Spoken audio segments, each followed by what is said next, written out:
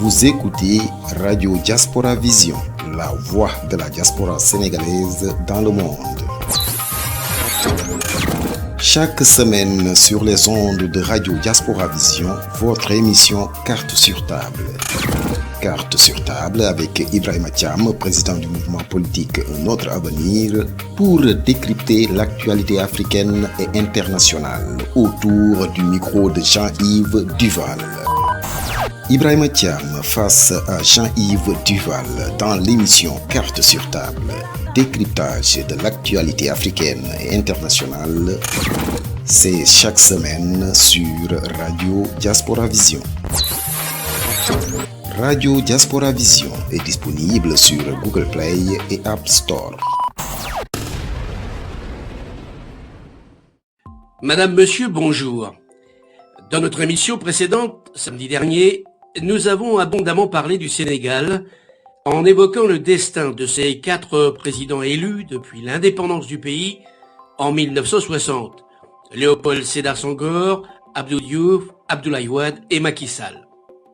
Actualité oblige, c'est à nouveau vers ce grand pays d'Afrique de l'Ouest que nous tournons à nouveau nos regards aujourd'hui et ouvrons notre micro avec notre invité. Voici quelques jours, en effet, s'est tenu à Dakar le forum de coopération Chine-Afrique, à un moment où Pékin est le premier partenaire commercial du continent. Tout n'est pas cependant parfait dans ce partenariat que plusieurs pays d'Afrique jugent d'ailleurs déséquilibré. Ce sera l'objet de mon entretien avec Ibrahima Thiam. À l'heure où on parle d'une 5e vague du Covid-19, après le variant Delta qui nous vient d'Inde, apparaît en provenance d'Afrique du Sud un autre variant, Omicron, autrement plus contagieux. Toute l'Afrique australe est d'ores et déjà menacée. Nous en parlerons également avec Ibrahima Thiam, sénégalais qui, au-delà d'être un homme politique responsable du mouvement d'opposition à un autre avenir, est aussi secrétaire général du centre de recherche, l'un des plus importants d'Europe, INSERM, Sorbonne Université. D'ores et déjà, en effet, des lignes aériennes sont interrompues avec plusieurs pays d'Afrique australe et on ferme des frontières en Europe en même temps que certains pays européens rétablissent des couvre-feux et imposent un nouveau confinement. Je lui poserai notamment cette question. Comment, alors que dans les pays du Nord, on en est au rappel d'une 3e dose de vaccin ARN messager, comment donc peut-on expliquer que des millions d'Africains n'ont toujours pas reçu une première dose? Pour en parler avec lui, j'ai choisi comme thème d'émission d'aujourd'hui Afrique entre business et crise sanitaire. Ibrahima Thiam, bonjour. Bonjour Jean-Yves Duval. Merci d'aborder cette question très inquiétante du nouveau virus sud-africain qui cause déjà des ravages et qui risque de s'étendre à d'autres pays africains en dehors de l'Afrique australe. Cette pandémie ne doit pas, cependant, nous empêcher ni de vivre, ni de continuer à développer nos économies. Et ce forum de coopération sino-africain en est une bonne illustration. Comme je le disais, la Chine est le premier partenaire commercial du continent, mais comme d'autres voix qui s'élèvent pour dénoncer une certaine distorsion dans ces relations, diriez-vous, vous aussi, que cette relation est déséquilibrée et qu'il faut changer la donne? Bien sûr. En 2019, par exemple, nos échanges commerciaux entre la Chine et l'Afrique ont atteint près de 210 milliards de dollars. Mais dans le même temps, le déficit commercial des États africains vis-à-vis de Pékin a presque triplé pour atteindre près de 18 milliards de dollars. Notre balance des importations et des exportations est donc en effet déséquilibrée. La Chine est un très bon commerçant, mais un mauvais client.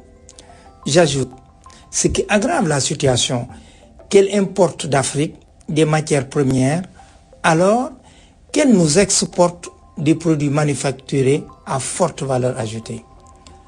Ce n'est pas ce que j'appelle un bon deal. Vous êtes donc d'accord avec Macky Sall lorsque celui-ci dit qu'il faut accélérer, je le cite, le développement des capacités industrielles africaines afin de faciliter l'accès des produits africains au marché chinois. En effet, une fois n'est pas coutume, mais il faut aller au-delà et développer en parallèle nos produits africains sur les plateformes électroniques chinoises. C'est la seule façon d'augmenter le volume de nos échanges commerciaux. Un bon contrat, c'est celui où les deux parties ont eu à gagner. Et les Chinois peuvent comprendre ce raisonnement. Déjà, le numéro 1 chinois a décidé de baisser les droits de douane sur certains produits en faveur des pays les moins avancés. Il a même fixé un objectif porté à 300 milliards de dollars dans les 3 ans les importations chinoises en provenance d'Afrique. Reste à le vérifier.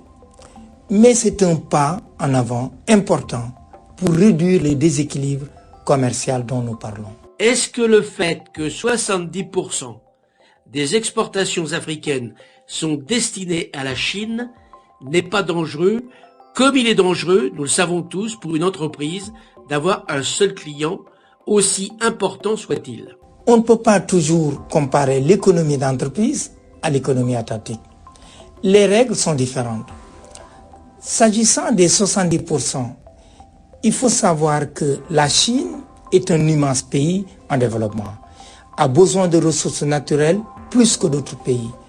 Je pense en particulier à l'Europe, que ce soit pour le bois, le sable, les minéraux indispensables pour les puces électroniques qui font fonctionner l'électronique de nos voitures et pas que. La crainte d'un entrepreneur qui a un quasi-marché de monopole, c'est que s'il perd son principal client, il est en difficulté. Mais comme vous l'avez dit vous-même, notre principal client, la Chine, est aussi notre principal créancier. Les risques sont donc plutôt pour la Chine que pour le continent africain. La coopération sino-sénégalaise est aussi au beau fixe. Et le président Macky Sall s'en réjouit, on le comprend. Il compte d'ailleurs la renforcer lorsqu'il sera élu président de l'Union africaine et attirer davantage d'entrepreneurs chinois. Oui, il évoque un appui de quelques 1200 milliards de francs CFA depuis le début de la coopération sino-sénégalaise. Je ne veux pas le lui reprocher. Tout autre président que lui n'agirait pas autrement. Et je pense qu'en 2024 et au-delà, son successeur ira aussi dans ce sens. Il en va de l'intérêt des Sénégalais dans leur ensemble. Et si je suis élu président de la République, je m'emploierai à approfondir nos liens avec la Chine, mais aussi avec l'Europe. Il est toujours préférable d'avoir 2 fers au feu, comme le dit le proverbe. Je lisais très récemment que quelques constructeurs africains s'étaient lancés dans des projets de data center et de cloud, sauf que des géants américains et chinois sont déjà omniprésents sur place. Quelle perspective d'avenir selon vous pour ces opérateurs africains? Actuellement, faute de data center, les pays africains sont en effet obligés de sous-traiter le stockage des données en Europe et aux États-Unis. Il s'agit là d'un marché colossal et je comprends, je souhaite même que nous conservions notre souveraineté numérique. Aujourd'hui, c'est Johannesburg, en Afrique du Sud, qui est la plaque tournante des data centers et des startups, du fait de son écosystème informatique et de sa connectivité par fibre optique par rapport au reste du continent. Et en effet, les Américains Vintage et Amazon, sans oublier Microsoft, sont très présents sur place. Mais aussi les Chinois, Huawei, au Sénégal par exemple. C'est ce dernier qui a construit le premier data center sénégalais, le plus important d'Afrique de l'Ouest. On évoque des projets de création de 5 à 10 nouveaux data centers africains par an. Est-ce que cela vous semble réaliste? Les besoins sont immenses et la nature a horreur du vide. Et l'économie numérique est l'avenir du continent. Pardonnez-moi de vous interrompre, mais on accuse souvent d'espionnage, notamment au sein de l'Union africaine, de Huawei, qui est compatible dans ce cas avec la souveraineté numérique que vous réclamez. Oui, j'ai entendu parler de ces accusations qui remontent à plusieurs années déjà. Et je veux croire que les autorités sénégalaises ont été extrêmement vigilantes pour le data center de Dakar. car celui-ci a été financé par un prêt chinois et Huawei a fourni les équipements et supports techniques. Il ne s'agit pas que des puissances étrangères, quelles qu'elles soient, aient accès à nos données informatiques confidentielles. C'est aussi vrai pour Amazon et Microsoft. C'est pourquoi l'arrivée sur le marché des sociétés africaines comme Africa Data Center, Pace Data Center et encore Ethics est la bienvenue. On estime le marché annuel des data centers en Afrique à quelques 500 millions de dollars annuels. C'est dire s'il nous faut être présents, nous aussi, sur ce marché. Pour en revenir à ce forum de coopération Chine-Afrique, dont c'est cette année le 21e anniversaire. Le premier a été organisé à Pékin en 2000. Quel bilan peut-on en tirer après 2 décennies d'existence? On peut déjà noter un engagement croissant, je dirais multidimensionnel, de la Chine avec l'Afrique, ce dont on ne peut que se féliciter. Celui-ci a eu des effets bénéfiques en termes d'emploi notamment. Excusez-moi, je ne voudrais pas paraître rabat-joie, mais certaines voix ici et là se font entendre pour dire que ces relations ne contribuent pas particulièrement au bien-être des populations africaines. Alors qu'en pensez-vous? Il y a sûrement une part de vérité derrière tout cela. Il n'en reste pas moins que selon une étude réalisée par l'Institut de recherche panafricain Afrobaromètre, 63% des Africains interrogés dans 36 pays ont une image positive de la Chine, en particulier en raison des projets d'infrastructure et d'investissement chinois. Oui, mais en parallèle, toujours selon le même institut de sondage, la majorité des Africains préfèrent toujours davantage le modèle de développement américain au modèle chinois. Si je comprends bien, Jean-Yves Duval, vous avez décidé de vous faire l'avocat du diable. Mais ce n'est pas faux. C'est d'ailleurs la raison pour laquelle les dirigeants africains et chinois réfléchissent à améliorer leurs relations, à un meilleur équilibre de notre coopération. Je ne voudrais pas retourner le couteau dans la plaie, mais j'observe quand même que 77% des Africains, dans cette même étude, se déclarent préoccupés par le remboursement des prêts contractés envers la Chine et que 58% estiment que leurs gouvernements ont emprunté trop d'argent à la Chine. 58%. C'est notamment le cas pour le Kenya, l'Angola ou l'Éthiopie, où ce fardeau de la dette inquiète les populations. Je ne le conteste pas, mais vous aurez remarqué qu'il est dit aussi que les personnes interrogées, l'influence chinoise est moindre qu'il y a 5 ans. Vous semblez oublier aussi les allégations de mainmise sur les ressources africaines par la Chine et les mauvais traitements infligés aux citoyens africains à Guangzhou, en Chine. Mais à vous écouter, il n'existe aucun risque d'impérialisme chinois en Afrique. Je veux croire que non. Bien entendu, même si leur présence est importante dans certains pays, comme au Ghana, au Nigeria, en Ouganda, en Guinée et en Côte d'Ivoire, notamment en raison des infrastructures chinoises liées aux nouvelles routes de la soie. Mais je fais confiance à la sagesse des dirigeants africains pour maîtriser la situation et veiller à un certain équilibre. Un mot aussi de l'implication chinoise en termes de sécurité dans les pays du Sahel, en proie à des défis précisément sécuritaires. Comme vous le savez, ce n'est pas là le terrain de prédilection des Chinois, mais plutôt celui des Russes, par groupe de mercenaires privés tels que Wagner. Les médias russes aussi, comme Russia Today et Sputnik, sont très présents. Ces médias numériques en Afrique de l'Ouest francophone s'infiltrent beaucoup plus que les médias chinois. Pour les Chinois, la guerre est plutôt d'ordre économique que militaire. Ce qui ne veut pas dire pour autant que la Chine n'entend pas jouer de son influence politique en Afrique. Entre l'Afrique et la Chine, Ibrahima Thiam, la lune de miel s'étend aussi au niveau de la lutte contre la pandémie mondiale de Covid-19. Lors de ce même forum de coopération Chine-Afrique qui s'est tenu donc à Dakar la semaine passée, le président chinois en visioconférence a annoncé que son pays allait fournir à l'Afrique 1 milliard de doses de vaccins anti-Covid. Comment avez-vous reçu cette bonne nouvelle? La partie la plus intéressante de cette annonce, c'est que sur le milliard, 600 millions de doses seront offertes. C'est là un don très appréciable pour les pays les plus pauvres du continent. L'idée, c'est que 60% de la population africaine soit vaccinée d'ici à 2022, c'est-à-dire demain. Alors qu'actuellement, nous ne sommes qu'à 6%, autrement 10 fois moins. La planète entière a tout à y gagner, car, comme je vous l'ai dit, dans une émission précédente, tant que le monde entier ne sera pas correctement vacciné, nous ne serons jamais vraiment protégés. Il suffit de voir comment le virus Omicron, parti d'Afrique du Sud, a migré vers l'Europe du Nord très rapidement, provoquant une 5e vague du virus extrêmement contagieux.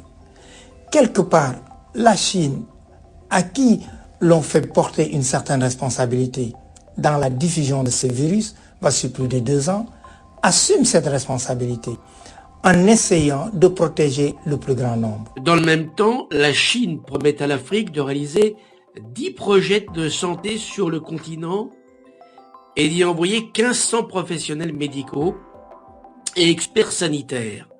Cela paraît énorme vu comme ça, mais ramené à l'échelle du continent, n'est-ce pas une goutte d'eau dans l'océan? Vous savez, Jean-Yves Duval, quand on est dans la situation que connaît l'Afrique à l'heure actuelle, toute aide, aussi minime soit-elle, est bonne à prendre. Seule la solidarité internationale, et pas seulement chinoise, peut permettre d'éradiquer ce virus dans l'intérêt général. À croire que le président chinois s'est glissé dans la peau du Père Noël en ce mois de décembre, car dans sa hôte, il a aussi annoncé à Dakar l'allègement de la dette des pays africains les moins avancés à l'égard de son pays, qui est, faut-il le rappeler, le premier créancier du continent africain. Il a raison, mais c'est l'intérêt de tout créancier de soutenir son débiteur s'il veut espérer recouvrer un jour sa créance. Quelqu'un, je ne me souviens plus, qui disait « Quand vous devez 1000 € à votre banquier, celui-ci peut fermer votre compte. Mais quand vous lui devez 1 million d'euros, il n'a pas intérêt à le clôturer. » Ce qui est vrai pour un particulier l'est tout autant à l'échelle d'un pays. La Chine n'a pas intérêt à mettre ses divers débiteurs à travers le monde en faillite si elle veut espérer continuer à faire marcher ses entreprises. Les Chinois sont non seulement de bons commerçants, mais aussi d'excellents économistes. La Chine est restée idéologiquement marxiste, mais son régime totalitaire a adopté les codes de l'économie libérale et du capitalisme, quitte à ce qu'il soit un capitalisme d'État.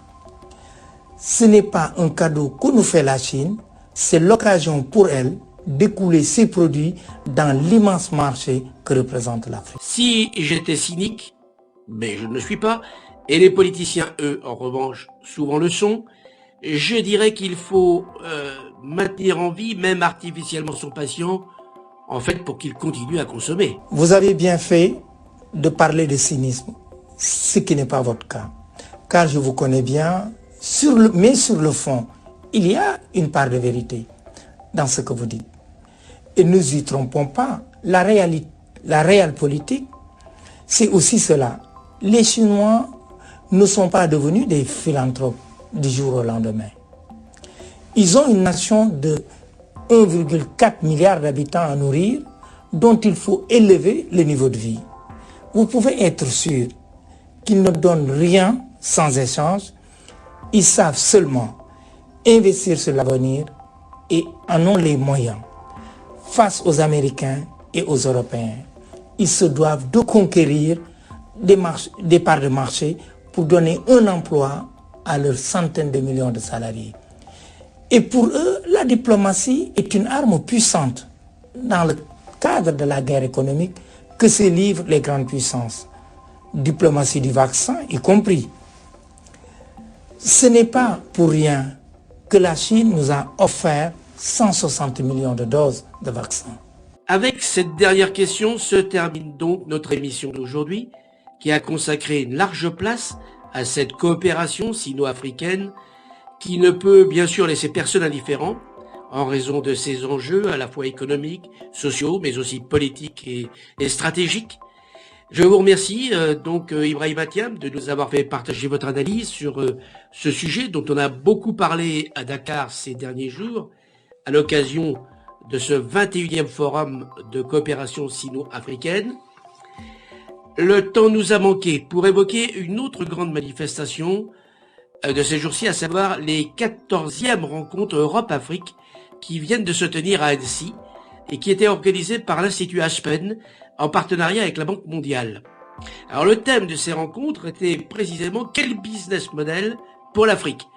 Et autant vous dire qu'à Annecy, on n'a pas caché que l'Afrique était le sujet numéro 1 de l'Europe pour les 50 ans à venir. C'est moi qui vous remercie, Jean-Yves Duval. J'espère seulement avoir aidé à la compréhension des situations souvent complexes. L'émission d'aujourd'hui en est un excellent exemple. Je voudrais juste, avant de nous séparer, si vous me le permettez, m'incliner devant la disparition d'un de mes compatriotes, une grande figure sportive, ex-patron de l'athlétisme mondial de 1999 à 2015. Je vous parlais de Lamine Diack. Il avait 88 ans et est décédé à Dakar, dont il a été le maire de 1978 à 1980. Qu'il repose en paix. En effet, et Diaspora Vision se joint d'ailleurs à moi pour vous présenter plutôt à sa famille et à ses proches toutes nos condoléances. Je vous donne rendez-vous donc pour la semaine prochaine pour un nouveau Carte sur table, même lieu, même heure, et d'ici là, portez-vous bien. Carte sur table avec Ibrahima Thiam, président du mouvement politique Notre Avenir, pour décrypter l'actualité africaine et internationale autour du micro de Jean-Yves Duval. Ibrahima Thiam face à Jean-Yves Duval dans l'émission Carte sur table, décryptage de l'actualité africaine et internationale.